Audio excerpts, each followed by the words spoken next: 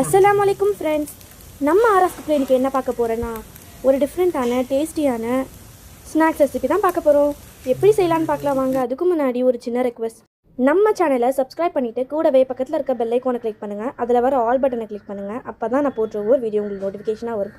வாங்க வீடியோக்குள்ளே போகலாம். 2 சப்பாத்தி எடுத்திருக்கேன், அதை பிச்சு போட்டுக்கலாம். நீங்கள் சிசர் வச்சு கூட கட் பண்ணிக்கலாம். எல்லாத்தையும் பிச்சு வச்சாச்சு. 12 பீஸ் சிக்கன் 65 எடுத்திருக்கேன். நீங்கள் வேணால் 6 பீஸ் கூட எடுத்துக்கலாம், அதுவும் ரொம்ப டேஸ்ட்டாக இருக்கும். அடுப்பில் பேன் வச்சுருக்கேன். 2 டேபிள் ஸ்பூன் எண்ணெய் சேர்த்துக்கலாம். ஒரு 3 பல்லு பூண்டு குட்டி குட்டியாக கட் பண்ணி சேர்த்துக்கலாம்.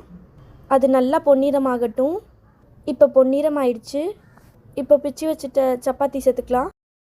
இதை ஒரு 3 நிமிஷத்துக்கு வதக்கிக்கலாம். ஸ்டவ்வை லோ ஃப்ளேமில் வைங்க. 3 நிமிஷம் ஆயிடுச்சு. 1/2 டீஸ்பூன் மிளகாத்தூள், 1/2 டீஸ்பூன் சீரகத்தூள், 1/4 டீஸ்பூன் உப்பு சேர்த்து நல்லா ஒரு 2 நிமிஷத்துக்கு வதக்கிக்கோங்க. 2 நிமிஷம் ஆயிடுச்சு. சிக்கன் 65 குட்டி குட்டியாக கட் பண்ணி சேர்த்துக்கிறேன். இதை ஒரு 2 நிமிஷத்துக்கு மிக்ஸ் பண்ணிக்கலாம்.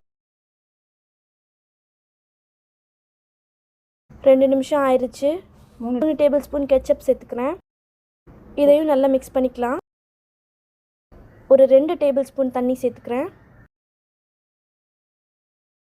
இதையும் நல்லா ஒரு நிமிஷத்துக்கு மிக்ஸ் பண்ணிக்கலாம்.